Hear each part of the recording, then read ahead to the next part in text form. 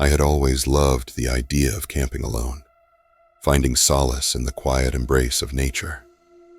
It was supposed to be a weekend getaway from the clamor of the city and the relentless pressures of life. The forest I chose in northern Minnesota was renowned for its dense foliage and tranquil environment. Perfect, I thought, for finding some peace. My first day was as uneventful as I had hoped. I set up my tent near a small clearing, cooked a simple meal, and spent the afternoon exploring the immediate surroundings. By dusk, I had gathered enough wood for a fire and settled in for a relaxing evening. As the night fell, the sounds of the forest came alive around me. The chirping of crickets, the rustling of leaves, and the distant hoot of an owl formed a symphony that settled me into a sense of calm. But as the hours ticked by, a new sound broke through the harmony, a faint, almost inaudible rustle, like something large moving stealthily through the underbrush. At first, I dismissed it as a deer, or perhaps a raccoon. But the sound persisted, growing closer with each passing minute. I strained my eyes, peering into the darkness beyond the reach of my campfire's light, but saw nothing.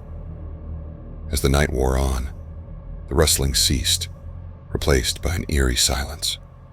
It was as if the forest itself was holding its breath. Then, from somewhere deep in the woods, I heard a voice that chilled me to the bone.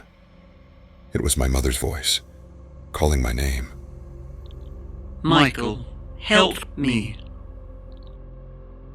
My mother had died years ago, yet here was her voice, clear and desperate. Panic seized me, and I almost ran towards the sound. But then I remembered the stories from my friend Dakota, legends of creatures that lured their prey with the voices of loved ones. The Wendigo, a monster of Algonquian folklore, came to mind. I forced myself to stay put, but the voice persisted, growing more insistent. Michael, please, I need you. Torn between the urge to help and the knowledge of the creature's trickery, I stayed by the fire, clutching a makeshift spear I had fashioned from a sturdy branch. All of a sudden, from the opposite direction, a deafening roar shattered the night.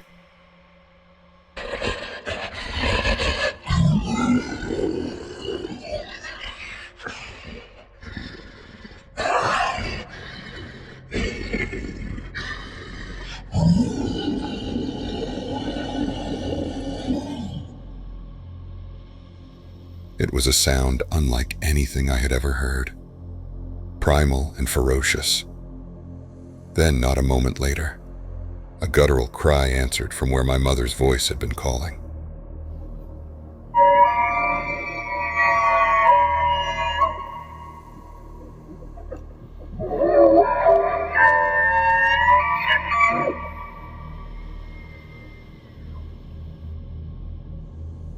I spun around, my heart pounding in my chest. Out of the darkness, a grotesque figure emerged into the flickering light of the campfire. Its eyes glowed with a malevolent hunger, its body emaciated yet powerful, a Wendigo. But it wasn't looking at me. It was staring past me, its eyes fixed on something behind me. I turned slowly, dread coiling in my stomach. There, standing at the edge of the clearing, was another creature, massive and covered in dark matted hair. What I can only explain by the rumors I've heard from the locals, the Bigfoot. The two creatures faced each other, the air thick with tension. With a bone-chilling roar, the Wendigo lunged at the Sasquatch, and the two titans clashed in a frenzy of claws and teeth. Seizing the opportunity, I bolted into the woods, my heart hammering in my chest, and the spear in my hand. I ran blindly, branches whipping against my face, adrenaline pushing me forward. Behind me, the sounds of the battle faded, but I didn't dare slow down. I had to put as much distance between myself and those monsters as possible. After what felt like hours, I stumbled into another clearing, gasping for breath. My mind raced, trying to make sense of what I had just witnessed. As I caught my breath, I realized the forest had gone silent again. Too silent. Before I could react, a low growl echoed from the shadows.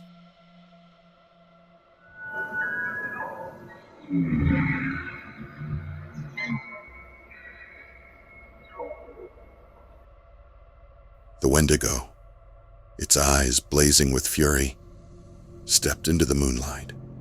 It had won the battle. I was paralyzed with fear, knowing there was no escape. The creature advanced slowly, savoring my terror. In a last, desperate act, I raised my spear, but it felt like a child's toy against a monster so terrifying. Just as the Wendigo was about to strike, a familiar, ghostly whisper filled the air. Michael, fight! It was my mother's voice again, but this time, it wasn't trying to lure me away. It seemed to come from within me, giving me the strength to act. With a cry, I thrust the spear at the Wendigo, aiming for its heart. The creature howled in pain, but before it could retaliate, a massive shadow loomed over us. Bigfoot, battered but not defeated, had returned.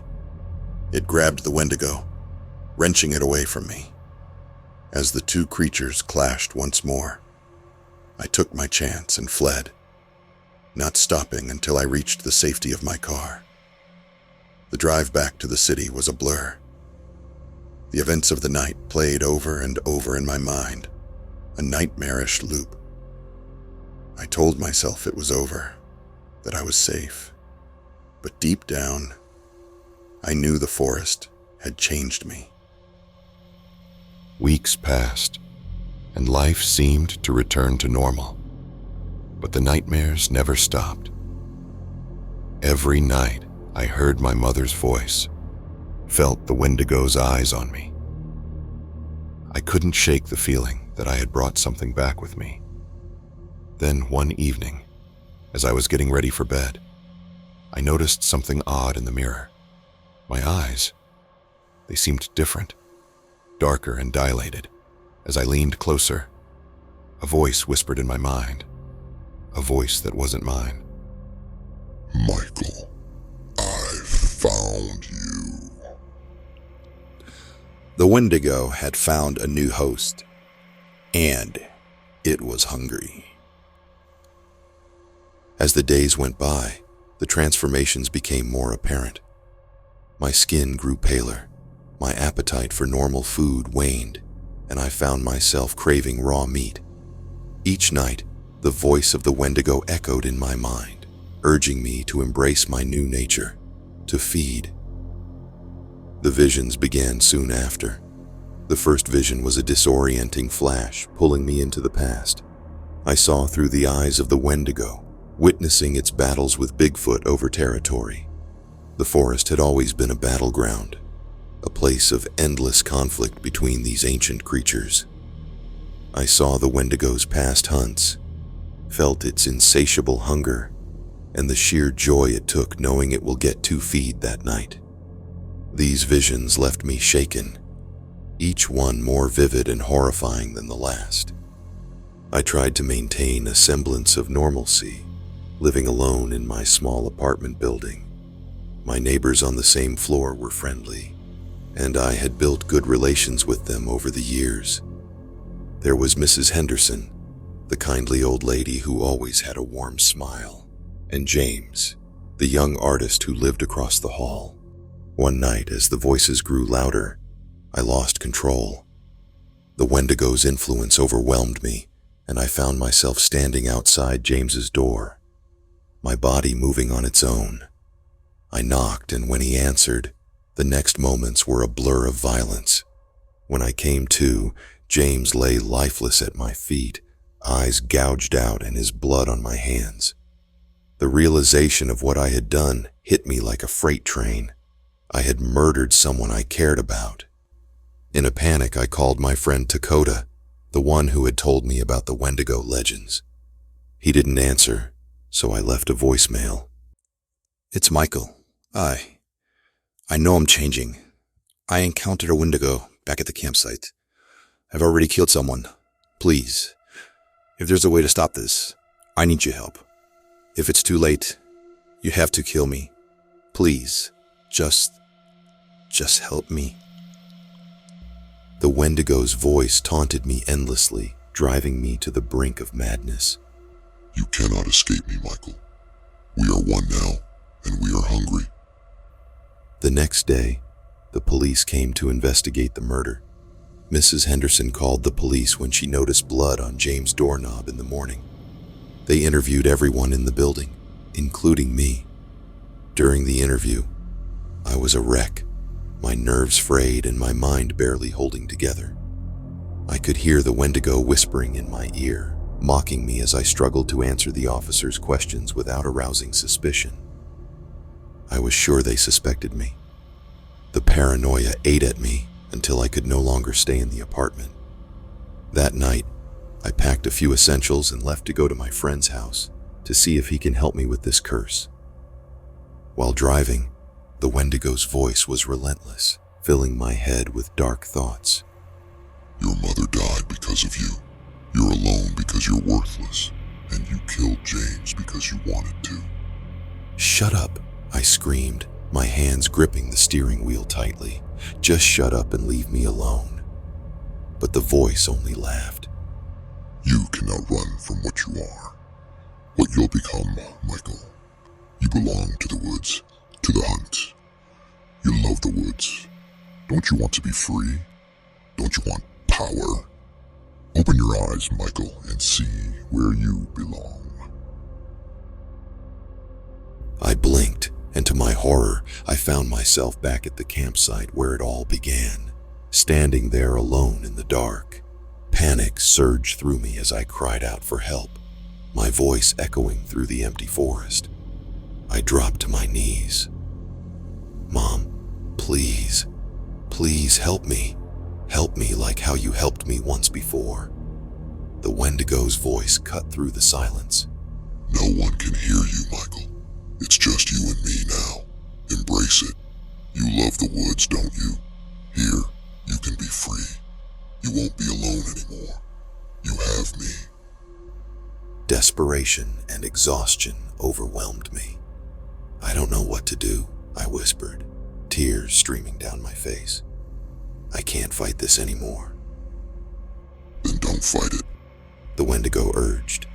Accept your fate and join me." With a heavy heart and defeat, I nodded. "All right, I accept." But right before the transformation would start, I heard the crunch of footsteps approaching. My heart leapt with a mix of hope and dread as I turned to see Dakota, accompanied by 2 other men. With them, they brought what looked like weapons and charms. They moved cautiously, their eyes scanning the surroundings as if expecting danger at every turn. "Michael!" Dakota called out, his voice filled with urgency. "We've been looking for you. We got your message and left as soon as we could." I could barely speak, my throat dry and my mind a whirlwind of emotions. "It's too late," I whispered. "I'm changing. I can feel it." "We're here to help you," he said, stepping closer. "We need to act quickly." But the Wendigo's voice surged in my mind, furious and mocking. "They can't save you. They will die like all the others." The other 2 men, both carrying traditional weapons and charms, began chanting softly, their voices blending with the rustling leaves. My friend moved closer, his eyes locked on mine, filled with determination. "You have to fight it, Michael," he urged. "Remember who you are. This creature feeds on your fear and despair. Don't let it win." I wanted to believe him, but the Wendigo's power was overwhelming. My body started to convulse, my bones aching as the transformation accelerated. "I can't," I gasped, feeling my humanity slipping away. "I'm not strong enough." "Yes, you are," he insisted, grabbing my shoulders. "Listen to me. You are stronger than this. Fight it." The chanting grew louder, the words blending into a harmonious melody that seemed to penetrate the fog in my mind. For a moment, I felt a flicker of hope, a connection to something greater than myself. But the Wendigo's rage surged back, more powerful than ever. With a guttural scream, the transformation completed. My vision sharpened, my senses heightened, and I could feel the raw power coursing through my veins. The two men backed away, their faces pale with fear. My friend stood his ground, his eyes filled with sorrow. "Michael, please," he pleaded. "Remember who you are. Remember your mother, your life, your humanity." But the Wendigo had fully taken control. I lunged at Dakota, the hunger driving me forward. He dodged, swinging his weapon with a precision born of desperation. The other two men joined the fray, their chants turning into battle cries. The fight was brutal and swift. One by one, the men fell, their bodies ripped apart and lifeless. Only my friend remained, his eyes filled with both determination and despair. He fought valiantly, but I was too strong, too consumed by the Wendigo's power. As I loomed over him, ready to deliver the final blow, he looked up at me, his voice a whisper. "Michael, if you're still in there, I'm sorry. I tried." Without hesitation, I grabbed his face and ripped off his head. Standing tall and proud, I looked at the lifeless head in my hand and let out a loud screech.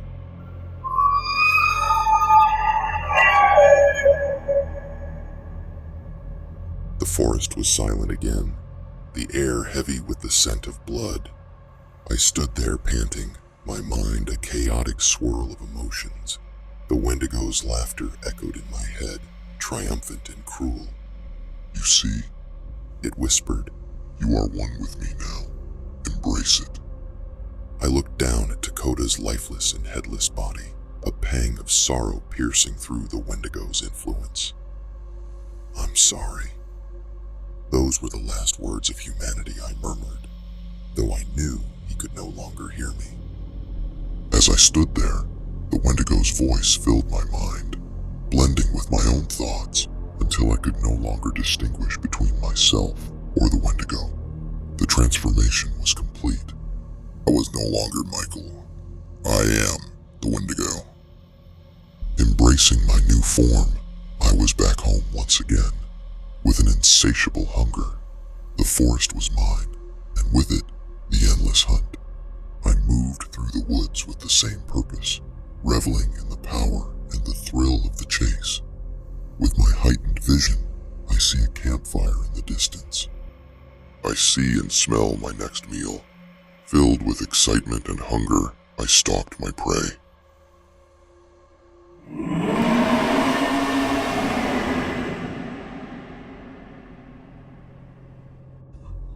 I turned my attention to the familiar loud roar. Tonight, I will have my rematch. But first, a midnight's neck is due.